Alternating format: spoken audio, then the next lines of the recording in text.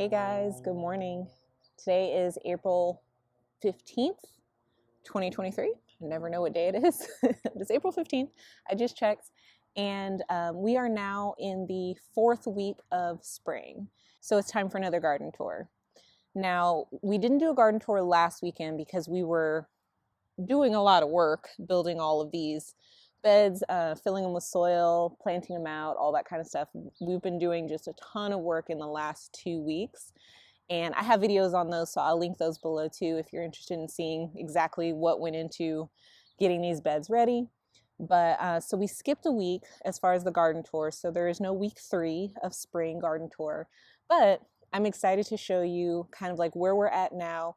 We still have some work to do, but we've made a lot of progress. And so I'm gonna start from the top, our usual spot, and then we'll work our way back down here. So let's start with, I think, the blackberries. I think that's a good place to start. Oh, forgot to introduce myself. So my name is Kiara. Feel free to call me Q if you're new here.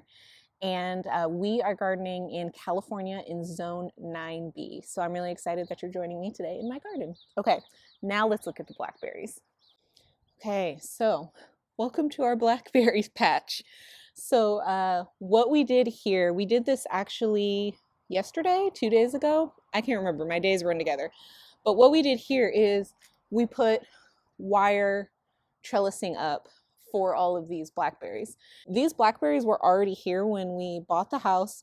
We got blackberries from them last year. They're so good. They're amazing. But the thing is these plants are so mature that they basically just spill out into what is, you know, the rest of our patio. So they were coming out a good 3-4 feet and just on their own, wild and crazy and amazing. And so what we did, I'll show you here. These little eye hole nails or screws were already here, and the previous owners had, or the previous people who lived here had put string up on these, and you know, as you can probably imagine, it just broke right off. And so what we did is we came out here with some pretty strong wire, and we went to all of the eye holes that they had already put in for us, which was really helpful. And we just put wire on all of them, so they're really secure now. We pruned these plants, I think over the winter or really early spring, but I think it was a winter time around January. And so now these are really secure and they are put back, put away, which is amazing. We also finished our irrigation, all of our drip irrigation lines in the last couple weeks. And so now these are on an automatic timer too, which is going to be fantastic. I'm so excited to have everything on a drip line so that it's watered no matter what. All we have to do is just kind of like check the moisture levels, make sure everything is happy, but we don't have to forget about watering it, you know, in the summertime or anything like that. So I'm really happy about this, and it just gave us so much more of our patio back. This is what the blackberries look like now. And before, they came out to about here, so it's a pretty significant amount of space that we were losing just because, you know, the blackberries were living all wild and crazy. But I love this kind of like green wall backdrop too when we have people over and we have parties on our patio. I just think it's really nice to have that kind of like green wall behind us. So now that we're here, let's walk over to this green stalk next. This is our strawberry green stalk. These are all strawberries we transplanted, we brought with us from our last house, and I put them in here a couple months ago, and they are just so happy. I love this idea. I love how well they're doing. There's tons of flowers, and so I think that we'll probably be getting strawberries here pretty soon in the next couple weeks. But yeah, they've been super happy in this green stalk. Now here's our second green stalk. This one is full of more cool weather stuff. So this was my experiment to see if we could get things like spinach and cilantro and what else is in here? Purple bok choy. If we could kind of do a little bit of season extension, just because it gets so hot here in the spring, I wanted to see if I would be able to grow some of this stuff a little bit longer if it was in a green stalk and on our patio where it won't get as much sunlight. And it's a little bit cooler under here too. And so it's doing really well too. I love that things are, you know, poking out of the top now. There are a couple blank spots, but for the most part, it looks pretty full. It looks pretty good. So here is the green stalk. So you can see there's a couple holes, but then, you know, there's other spots where things are doing really well. And I love how things are coming up here. This is cilantro, I think. Let's see, where's the tag? Yep, so this is cilantro, this is purple bok choy. It's planted close together, but that's okay. It was all just an experiment. And then we have spinach here. We have chard here. And then this one, I'm not sure, it might be pansies. Oh, this is a, I have no idea how to say that, but it's an Asian green. So yeah, things are starting to fill out and look pretty good in here. I've been putting a lot of seedlings in the garden, started planting them out in the last week is what I've been doing, just a little bit every day. And so these are the seedlings that are left, minus the peppers. Those are in the house right now until it gets a little bit warmer. These are the seedlings that I have left that are going to go into the 3 long beds that we are going to be amending, I think, next week. And so then this stuff will be planted up. And then over here, check out this herb bed. It's so pretty. So this is our thyme, and it started flowering in the last couple days. I want to say maybe over the last week, and it is just stunning. I love that. Look at those cute little flowers. It's so pretty. And the green onion is doing well as always. We have potentially what might be weeds in the middle there. I don't know yet. We'll see. There might be some flowers underneath here, or maybe some spinach. I think those are calendula plants that I put there. The sage is amazing looking. This is so beautiful and happy. Look at those leaves. Our big trees drop a bunch of these. But look how pretty that is. And then the cilantro is going strong. We've gotten so much cilantro off this thing, it's been nuts. And then I think underneath here, we might have chamomile. We're still waiting to see what it is based on if it flowers or not. And then we have a little rosemary plant in the corner. So this is looking really good. These are something that I actually always forget to see because they're just in a pot on the side of our house, but these are African daisies and they are absolutely beautiful. I love these things. We've had this plant for a couple years now, and every year I think I kill it and every year it comes back. So anyway, we're going to clean this up probably next week. In a couple days I'm going to clean this up and actually put it out in the garden somewhere so it has a beautiful spot. But yeah, I love this thing, and it just started blooming on its own, and I'm obsessed. Okay, so now I am in front of our apricot tree and our peach tree.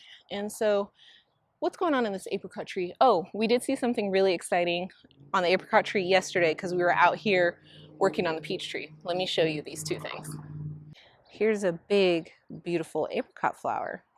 This is the biggest flower we've seen on this tree, and it is so pretty. So here it is in relation to my hand. But look at that. It's amazing. I saw this yesterday for the first time, and it's just so pretty. And then the next thing is, here is a very random apricot. It seems to be the only one on this tree so far, but it's there. So excited to see that. So now back to our peach tree. So what we did yesterday is we took a ton of fruit off this tree. Now, we did this for 2 reasons. One, you're actually supposed to do this, we heard, because it helps the tree focus. Woo, gotta get out of here. It helps the tree focus on making a few really good fruit. So we took a good chunk off of these, but it's still covered. And the other reason why we did it is because this tree is a little bit sick this year. It has a leaf curl on it, and we can't treat it until next fall and winter. And so we thought that that would be good for it too, just because it doesn't have enough leaves to really, or as many leaves to photosynthesize as it normally would. And we were told the disease wouldn't affect the fruit, but it would affect the ability to photosynthesize. And so what we did is we found out that when the fruit is about, the size of a nickel or a quarter, it's good to take off all the fruit that's, that looks weird, that's misshapen, and that's too close together. And so that's what we did yesterday. And I did a little bit of filming on that, and so I'm going to see if I can put that together and maybe make a video out of it. I don't know if I got enough footage for it, but that's basically what we did yesterday. So now we have fruit that is, there was like a fruit here and a fruit here, and there were like clusters and stuff like that. And so now they're a good little distance apart. And this tree is still covered in fruit. So I'm not worried about us not getting any peaches. Here's the bowl of what we took off. So this is about half full. And there's a lot that just fell on the ground too, because Andrew was working on a ladder and stuff. But it's a lot of new fruit. It's kind of sad taking it all off, but we were able to do it. Next up is the grape arch. And so it has just gotten so lovely. It is filling in. This side is really beautiful. This is the side with the 2 grapes that came with the house. And so these are pretty established grapevines. And it goes all the way up and more than halfway across. And so I'm really excited about this. It's just, we can see this from our living room window, and it's just so beautiful. And I'm so happy that we decided to put this arch here and just have it go up. I'm obsessed with it. I love it. And then the grapes on the other side are doing really well too, actually. So this is a new plant that we put in. It moved with us, and it's actually doing fairly well too. And so I'm excited to see what it does in this spot. The other things I realized that I never really show. So here is that grapevine that is on the little new one that I was just showing you. There's some discoloration here, but we're hoping that the fertilizer schedule is going to help that a little bit. And we will take this stuff off just to be able to track if it comes back more. But right next to that, something I never show are these 3 little lavender plants, and they're beautiful. These plants were already here. This used to be a flower bed, which you can kind of see it. We took the wood off of it our first time we're here, but you can kind of see the lines of the bed still. And so these lavender plants were already here, and they're just doing really well. They're really happy.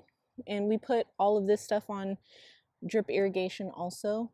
Now, these lavender plants don't need that much water. So what I'm going to do is I'm going to pull that drip out here a little bit. And I think what I want to do is I want to plant a watermelon or pumpkin on this mound, and then allow it to kind of just like spread around the back of the yard. So I think that'd be really pretty. Speaking of things that I always forget to talk about, this is our Meyer lemon tree. This one we put here. We had it at our old house in a pot. It has never done super well, but it's starting to green up a little bit. It's starting to look a little better. It does have new leaves coming in. You can see right here. It does have some new growth coming in. So I'm happy about that. But it hasn't like flowered or anything like that yet. But that's there. It's getting bright out here. So next up are our citrus trees. So this one is maybe a navel orange. We don't know yet. We found randomly one navel orange on it at the end of last year. But besides that, we got nothing off of this tree because it was really sick when we moved here. So we've been doing a lot to it, trying to nurse it back to health. And it's starting to look pretty good. And oh, it smells really good. And it is starting to put off a lot of leaves and flowers. So I think it's going to pull through. I'm hopeful that we're actually going to get fruit off of it this year. Here is our clementine tree, our cutie tree, as I call it. So it's doing really well too. We had no doubts about this tree though, so it produced a lot of fruit last year. It was small, but it did produce a lot, and it seems happy. On the other side of the yard, we have our lime tree.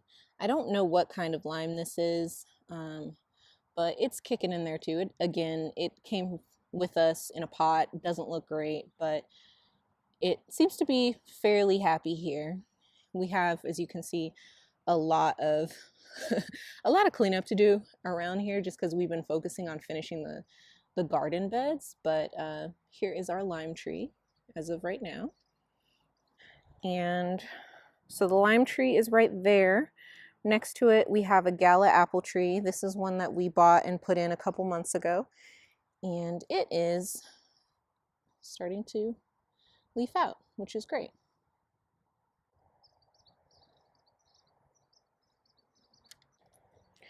And then a little bit farther over from that, we have our Honeycrisp apple. So here's the first one.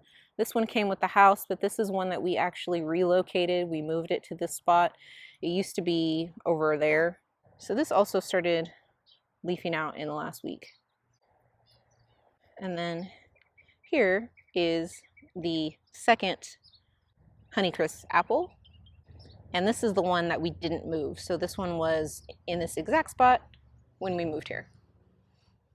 And then at the bottom of these, we have our blueberry bushes. So they've been putting out a lot of leaves in the last week. So there's one there, there. And we have 7 of them. And then I think what I see, oh nice, they're starting to flower. So we're gonna have blueberries soon. That's exciting. Now, here is the main part of our raised bed garden, and this is the part I've been most excited to show you.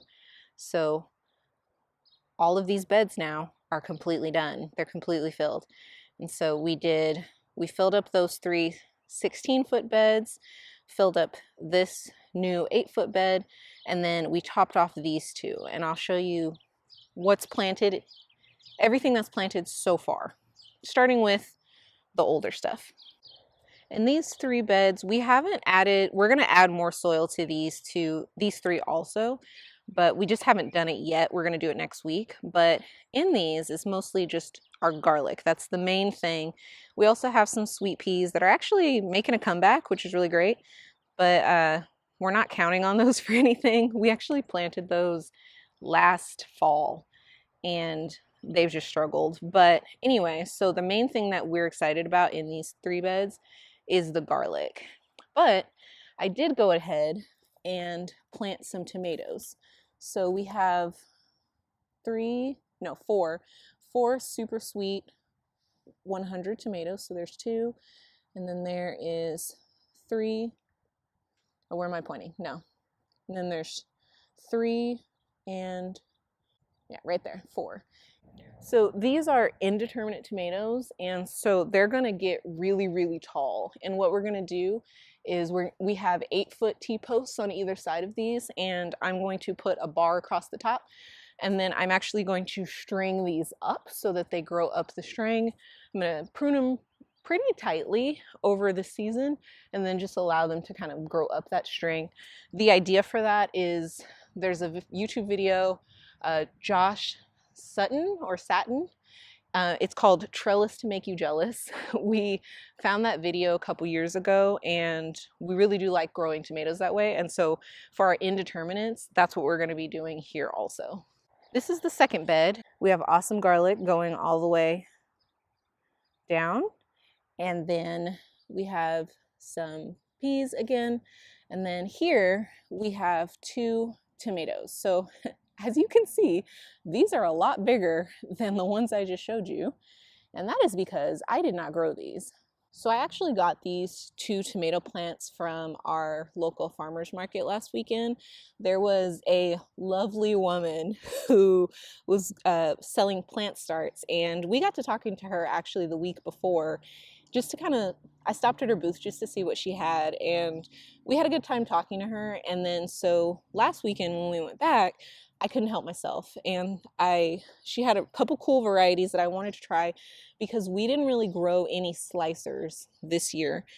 So I got two slicers that I'd never had before. This one is a Hungarian heart, which she recommended. She said it was her favorite tomato, and so I had to get that one. And then we also got a yellow brandy wine from her, and I wanted something that had like different colors and all of that kind of stuff. So yeah, she was just lovely and I just wanted to buy something from her. We got these two, and I'm really excited to have just two slicers.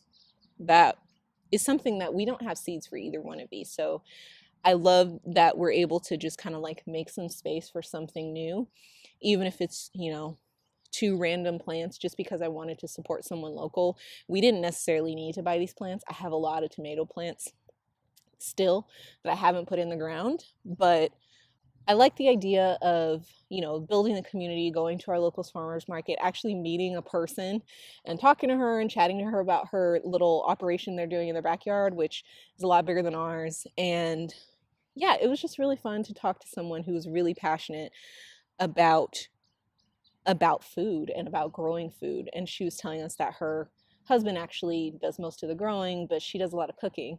And what started all of this conversation is the first time we went to there, I saw that she had Advarsky peppers, and she was like, "Oh yeah, no one is growing these." And I was like, "Well, we are."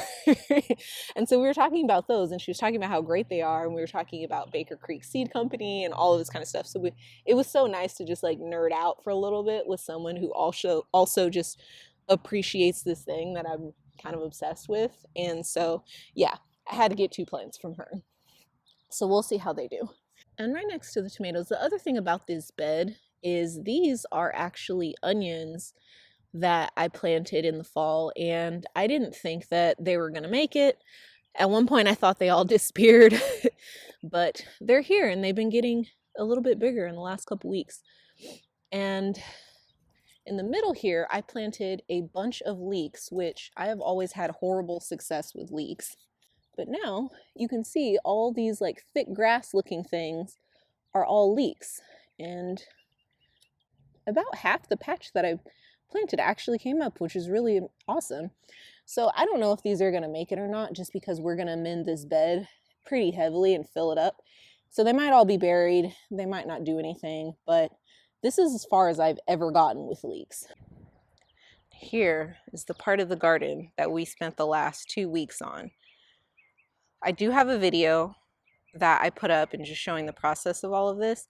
It started with our soil contamination test results and then us filling the beds and all of that. So it took us about a week it took us 10 days actually to fill all of the beds and do all the drip lines and build the arches and all of that kind of stuff. And then this week I've been planting things, and so I'll show you what I have so far. So this is our first flower bed right in the beginning of the garden, right in the middle. I decided to do 3 cut flower beds this year. I've never done this before. I've never really planted things in rows like this before either. And so this is all an experiment just to see if I like it. So what we have here is, first we have zinnias. Let me see. I have all my tags on this side, so let's go on this side. So here we have, oh, this is just a double cutting cabaret. So this is just a mix of different color zinnias. And then right here, we have a row of amaranth that I want to test out for cut flower garden. And then we have snapdragons. And so here's some snapdragons. I think I have 2 rows of these, maybe 3 rows. So all here, here, and here. And then I did basil next to allow that to really just flower. We always have a lot of basil in our garden, but I wanted to try some specifically for the cut flower garden and see how that goes. So I've got lots of basil. And then we have a row of dahlias. These were a mixed seed pack, so they're gonna be all different colors. I have no idea what they are. And then these are sunshine orange marigolds. So these are the ones I'm actually growing for one of my really close friends so that she can have dried marigolds for Dia de los Muertos. I've never grown those before, so she may have those flowers, she may not. I told her I'd give it a try. Here's the second flower bed. And starting on this end are really, really tiny, itty bitty snapdragons. Let me get my shadow out of the way so you can see. But yeah, so those little guys right there, those are all snapdragons. In the middle here are cosmos. So I've three rows of cosmos. Then I have zinnias, and I think these I have specific colors of. Oh yeah, okay. So this is a row of Moulin Rouge zinnias, which are this really pretty, like deep dark red that I've grown before. I love them. These are purple giants. I've never grown these before, but purple is my favorite color. And so we're gonna go with that. And then these I think are the Senora. Let me check. Yeah, so these are Senora zinnias. So these are like a really cute pink. I've never grown those before either. So all of the flowers as part of this like flower cutting garden experiment, all of the flowers in these two beds are about 9 inches apart in spacing, and they're sort of, instead of all lined up perfectly, they're all kind of offset in more of, I call it windows because that's what you call it in dance, but kind of in like a triangle configuration instead of just like a square configuration where all of them are completely in the same spot in different rows. So I hope that makes sense. I don't know what else to call it, but in dance you call it windows. So that's how I think of it. But anyway, so these two beds are both 9-inch spacing, and then the bed behind me, which I'm going to show you next, is 12-inch spacing. So this is the last 8-foot bed, and same thing on the end here. I have this time a Thai basil, which is going to be really pretty on the end, and then another marigold down there. I want those to get big and kind of like fill out the end of the beds and spill over the edges a little bit. And then we have 3 super sweet 100 cherry tomatoes at the end there. And then this one, the flowers are all in perfect rows, like square rows. And I also wanted to try doing a landscape fabric on this. I realized when I cut this that you can actually see through it a little bit, and so I'm gonna have to end up covering this anyway with another kind of mulch, but these have a 12-inch spacing. So what we have here is candy stripe cosmos first. We have 2 rows of those, and then we have a row of snapdragons. I wanted to see how big the snapdragons got when they were spaced 9 inches apart versus 12. And so that's the experiment there. And then we have a row of dahlias that I grow from seeds. So again, I have no idea what color they're gonna be.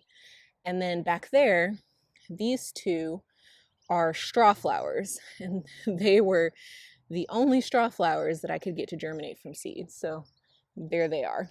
And then back there, I have a larkspur that we actually got for free at a local event we went to. And then I have some zinnias. And these are all the purple zinnias.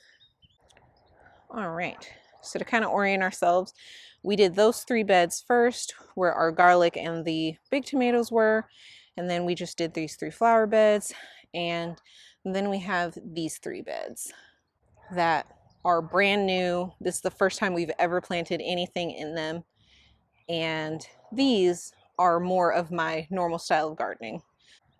So these 3 beds, I'm still filling out, and I'm gonna be still filling them out over the next like couple weeks, especially since I'm still working on the far 3 beds and putting all the spring, summer, fall, new 2023 garden stuff in there also. But there is some stuff planted in here. All of the trellises are completely planted out. And then I put in just like different flowers and herbs and stuff in random spots. This is the part of gardening that I absolutely love. Being able to just walk around the garden and figure out where things are gonna go.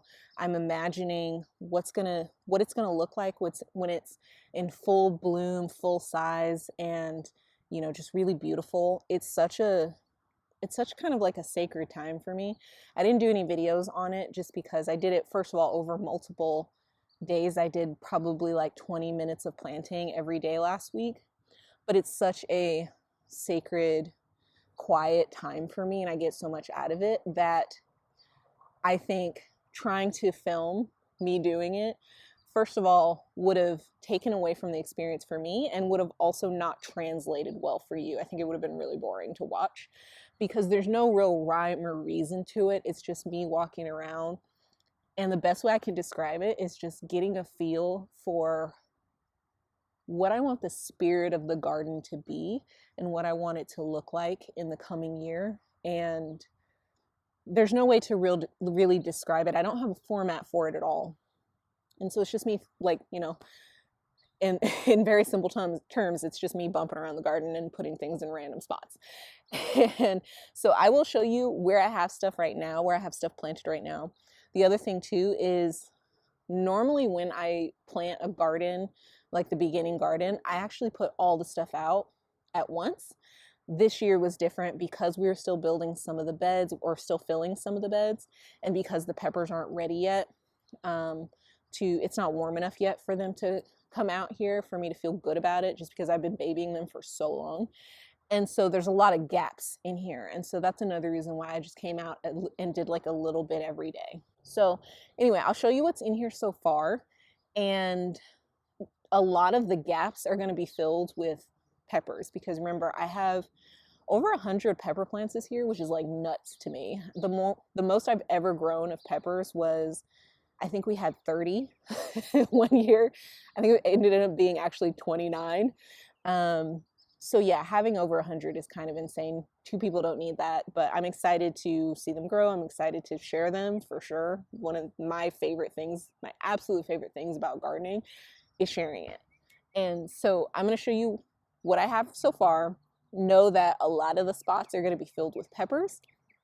And then a lot of the plants that I have, those seedlings that I showed you earlier, at the beginning of this tour, most of those are going to go in the 3 beds across from me that we showed first once we fill it up all the way with soil. So let's get to it. All right, starting in the very back corner of the very last bed, back here, I put a zucchini plant or a zucchini seed, and those take up a lot of space. And so what I did here is I have little plants around it of sweet alyssum. And you can see this is kind of what it looks like. This is a really great kind of ground cover to have around the zucchini plants. I had to take off my jacket, it was getting too hot. So the reason I'm growing sweet alyssum around my zucchini plants is it's supposed to be a really good habitat for beneficial insects, and they are really pretty. We had them in our garden 2 years ago, and they're these cute little white flowers. They spread like crazy, but the good thing about them is they don't disturb the roots of other plants at all. They just kind of grow around them, and they're really easy to kind of pull up if you want to plant something or something like that. But because they're supposed to be a really good habitat for beneficial insects, I'm hoping that ladybugs will decide to live in them, because with our zucchini, we always get really bad aphids and they end up killing the plants at a certain point.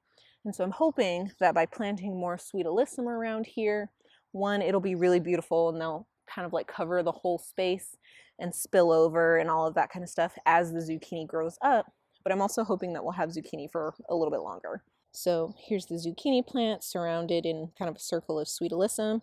There's nothing here yet, but over here I planted some okra. And so down this line, I did okra and a different herb to put underneath it all the way down. Same kind of deal. We have really bad aphids that come on our okra. And so there is a okra seed there. And then I followed it up with a little basil plant, okra seed, purple basil, ochre seed, Thai basil. Where is it? There it is, Thai basil, ochre seed, and I think this one's probably a lemon basil. Yep, lemon basil. So those are all of the basils that we're growing this year. There is a little sunshine orange marigold there. I did some more sweet alyssum here around this corner here. And I think I did another zucchini here. Yeah, so there's the sweet alyssum tag. And here is a zucchini seed, another one here. One thing I was really working on planting out this year was doing a lot more labels, because what I'll do sometimes is, because I don't label every single plant in my seed starts, what I will do is I only end up usually having a couple labels, and then later I don't know where things are, or I'll put seeds in the ground and then I forget where I put them. And so I end up like double sowing, triple sowing things. And so one of the things I really wanted to work on this year, especially since I was planting everything out over so much time and in different waves, I really wanted to get better at labeling everything. And the benefit of this is now I have these colorful markers every place there's a plant. And so when I am watering these while the seedlings are coming up and while everything is really small, until the irrigation system can really just reach everything easily because it's big enough, in the meantime, it makes it really easy to water because I just look for all the colorful tags. So that is a side benefit to having all of these tags in here. Now, the other thing is, these tags, they always fade.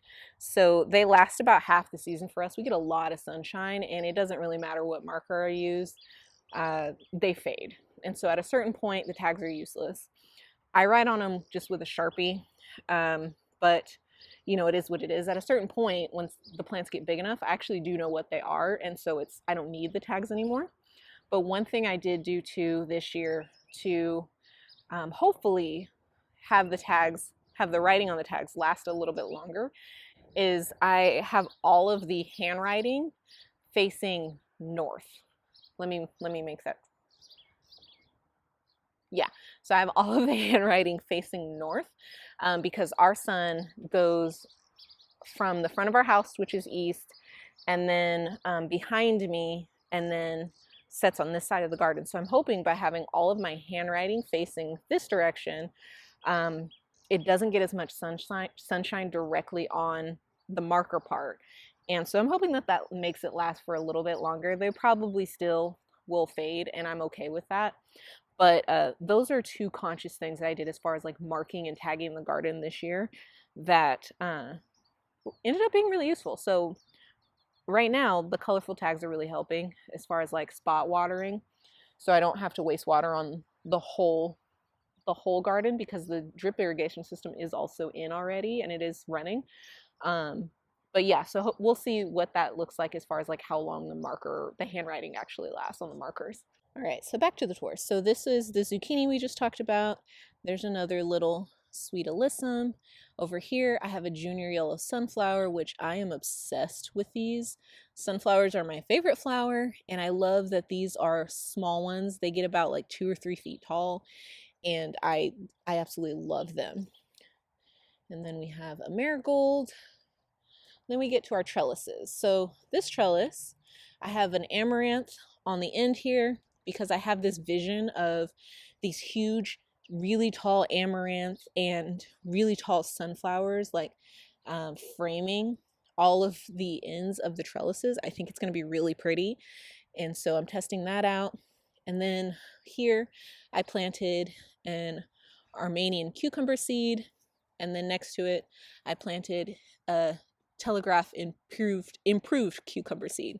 So the thing about these cucumber seeds is we have grown these 2 types of cucumbers before, and we've never had great success with them in the sense of we end up getting fruit and everything, but it's so hot where we live that by the time these grow up and actually produce fruit, the fruit is awful. You cannot eat it. We kept trying. We tried like watering more. We got advice from a local farmer to do that. And no matter what, we would do kind of like a a lick test just to, like, we wouldn't bite into them after a while. We'd do just a lick test, and it has this thing where it makes your tongue numb, and it tastes like if you were biting into a pill. It's really nasty. And so this is my attempt to keep trying, to keep trying these things. Hopefully, if we are able to get these established earlier in the season, maybe that'll help. I don't know. I think we were still a little bit too late for these this year, and so I'm going to try again next year and put them out like as soon as the frost is over, just to see what happens. But I put one seed of each just to try it, because I'm not giving up hope on them yet. It might have also been that in our old garden the soil wasn't good enough, so it wasn't getting enough nutrients on top of not getting enough water. So we're trying it. But I have a different cucumber variety that we do like on another trellis on the bed right next to me that I'll show you in a second too. So I misspoke. The Armenian cucumber is the one that we really like. It does really well in hot climates, and we grew it last year for the first time, and it was great. So the Armenian cucumber is the one that works really well for us, and then this Telegraph improved one is one of the tester ones. And then on the other side of the trellis we have the other tester one. And then in the middle of these two arch trellises here, I have a Mulan Rouge zinnia, which is that dark red one, and I want that to kind of like get big and be supported by the two trellises, but get big and kind of like peek out in between the plants. I think that would be really pretty. And then these are sweet peas, and they are from the soil test that we did. So this was from one of the companies. I don't remember which company this sprouted in, but I didn't want to waste them, and so I just decided to put them all on trellises. So to see if we can just get more peas. Might be too hot for them already, but I just wanted to put them there. So there are sweet peas on that trellis, and then coming to the other side of the trellis, here are the peas from the other company that we tried out. In the middle, I have this side is a Senora zinnia, and so this was the pink one. Same idea here. I wanted it to be supported by these two trellises as it grows, and then also just like bush out and go in between the plants, or in between, yeah, everything that's growing in between the plants on the trellis. Now, behind this trellis, I realized as I was planting out that I made a mistake with the spacing of these trellises. I should have put these two much farther apart than I did, because with this one in the front, it now kind of creates this dead space in the middle that's really hard to harvest. And so what I ended up doing was I ended up putting flowers back there. So I found another thing of straw flowers that I had started. So I have 4 straw flowers there, and then I have a zinnia right there. And the idea here is these won't require any real harvesting. I can just leave them all season if that's what it comes to. They might peek out between the plants, which would be really pretty, as they're kind of at a certain point competing for the sun. But if they also end up just getting buried back there, I don't mind too much. So I'm hoping that it'll be a nice pop of color back there. But it's not something that I'll have to go back there and struggle to find my harvest or forget about it, because they can just be pretty back there, and it's fine. So then on this trellis in the front here, we have the other Armenian cucumber, which is the one that does well in our climate. So it gets really hot here. And then this one is the other one that I'm testing again. It's the Persian gherkin. It's the other really popular cucumber that just we've never had much success with it. And so I'm trying it again just to see, but I don't have high hopes for that. And the reason I put the one Armenian there, and then across the way, one Armenian in the front here, was the idea was that if the other two fail, or if we end up pulling them out, the Telegraph there, or the Persian gherkin there, if we end up pulling them out, we still have a trellis that can be full of something. So that was the idea there. Then here I have a Autumn Beauty sunflower to grow big, tall, and lovely, and to frame that trellis. I have a sunshine orange marigold. And then on the end here, I have another little junior sunflower, which I'm obsessed with those. It's right next to a chamomile plant. I do think I need to take these little flowers off so that it keeps producing more flowers and the plant gets a little bit bushier. There's like already stuff on these, but that's okay. And my idea here is I wanted it on the edge because I wanted it to be kind of like coming out and big in this walkway so that when you walk by it, you're hit in the face with that amazing chamomile smell. That is my goal here. And then coming back in, there is an itty bitty amaranth right there on the edge of this trellis. Has not died yet, so we'll see how it goes. And this trellis is, half of it is planted with noodle beans, so there's noodle beans all down here. And then there is a butternut squash seed right there. In between the two trellises, I have a dahlia that I grew from seed. Again, I have no idea what color it is because it's just a mix. And then here we have half this trellis is Black Lake pole beans, and so hopefully those will come up. And then we have a honey nut squash here, which we love honey nut squashes, and another amaranth to kind of like tie off that into that trellis. And then back there I have another junior sunflower. I'm going to the last bed of this tour, but it is the front bed in our garden. Over here I have more chamomile that can just go wild and crazy in the corner here, and I probably need to take the flowers off of that too. And then this trellis, let's see, what's this? Honey nut. So there's gonna be a honey nut squash there. And then this is, I think this is Black Lake pole beans along this side. There is a sunflower there to frame that trellis. And then here is amaranth, or no, not amaranth, sweet alyssum. So they're there, and there are sweet alyssums because I put a yellow squash right here. So hopefully that comes up okay. I think this is another butternut. Yep, there's a butternut squash here on this trellis. And then this is all noodle beans on this half of the trellis. So my plan is to have this front trellis here, let me see, this whole thing just like hanging with noodle beans in the front as you walk through it. And I'm really excited about that. So I first saw that idea in Jess from Roots and Refuge in her old garden in Arkansas before she moved, in one of her garden tours, and I just thought it was really beautiful. But she also had this really, really amazing picture of it in her book. It's The Beginner Gardener. I'll link it below. It's an amazing book. The pictures are fantastic. But anyway, I wanted to kind of like try and recreate that. I tried to recreate it last year and was not successful at all.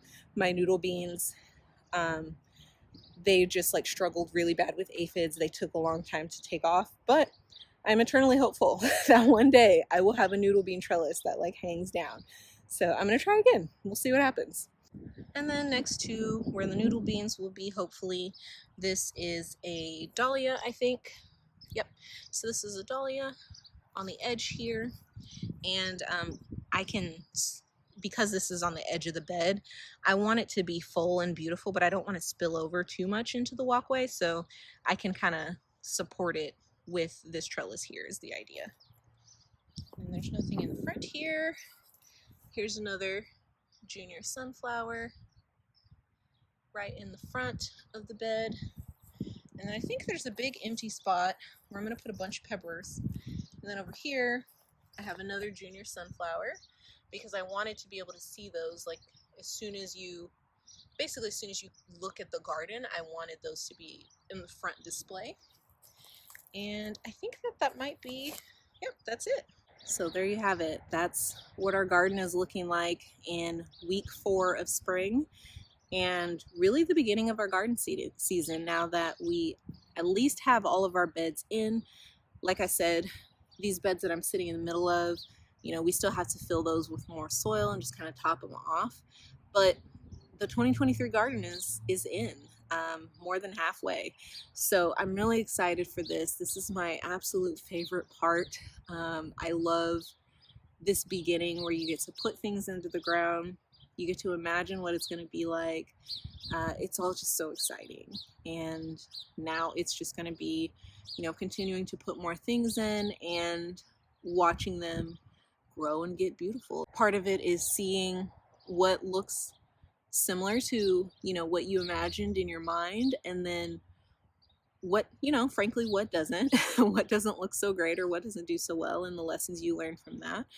But then there's always so much with gardening, I find, that is so much better than you could have imagined.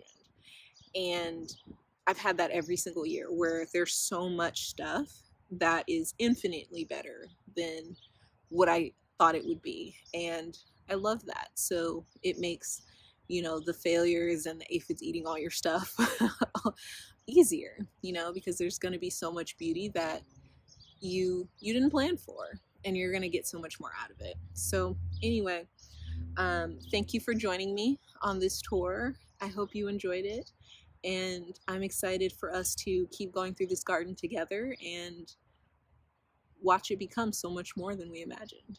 So take care. I hope you have a good rest of your day. Happy growing.